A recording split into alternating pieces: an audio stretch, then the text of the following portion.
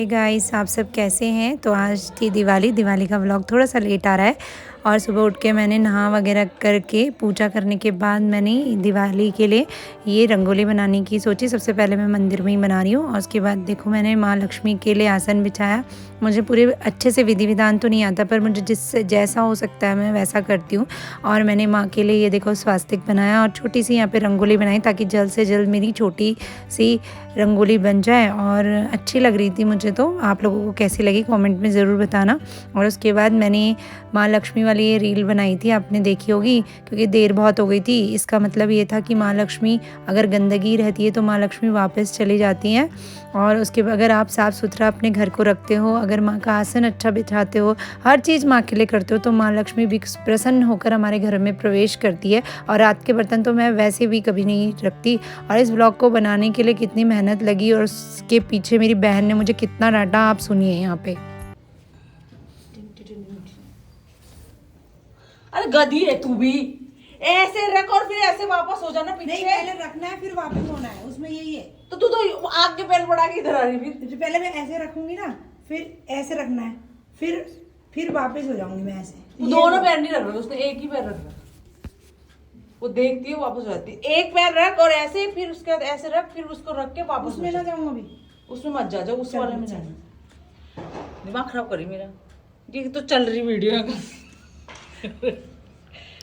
So guys, आपने देखा होगा कि बड़ी बहन कितना डांटती है। बड़ी बहन के डांट खाने के बाद उसके बाद मैंने एक रील और बनाई। ये मैंने रात को पूजा की और माँ के लिए दिए जलाए। माँ के लिए क्या, मेरे लिए। और उसके बाद फिर हमारा कुछ सामान छूट गया था, यानी ख़त्म हो गया था। फिर उसे लेने के लिए हमें रात को ही जाना पड़ा। और जाते समय जब मैंने देखा कि कितनी सुंदर लड़ियाँ लग रही है हर जगह, तो मैं रह नहीं पाई और मैंने ये वीडियो कैप्चर कर ली। क्योंकि आपको पता ही है, जो हमने नया घर बनाया है वहाँ पर भी मुझे दिए जलाने जाना था। तो मैंने कहा लगे हाथ यहीं से उगते हुए दोनों काम करते हुए चलूँगी, क्योंकि बार बार आया हुआ नहीं होता। लोग बम पटाखे बहुत ज़्यादा बजा रहे थे रास्ते में और हमें बहुत डर भी लग रहा था, क्योंकि लड़के होते हैं ना, कहीं पर भी हाथ में जला के उसको छोड़ देते हैं, तो उससे क्या होता है कि डर भी लगता है मुझे तो बहुत। देखो यहाँ पर कितना सुंदर लग रहा था, बहुत सुंदर लग रहा था, मैं बता नहीं सकती हूँ।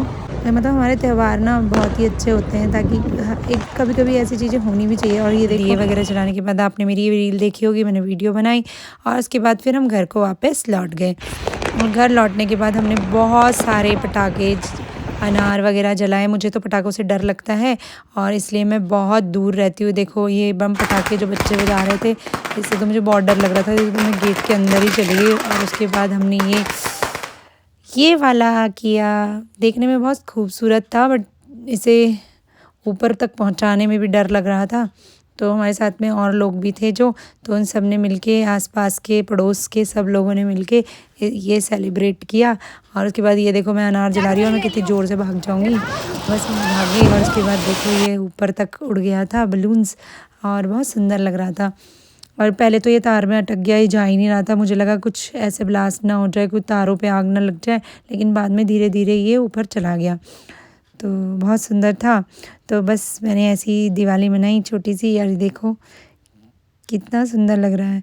और ऐसे ही हम सब ने साथ में मिलकर दिवाली मनाई। और ये देखो मेरी फुलझड़ी, और जो कि टेढ़ी हो चुकी थी मेरे हाथ तक पहुंचने तक, तो फिर मैंने इसे जलाया नहीं। फिर यहाँ पर भी मैंने एक रील बनाई, आप लोगों ने देखी होगी।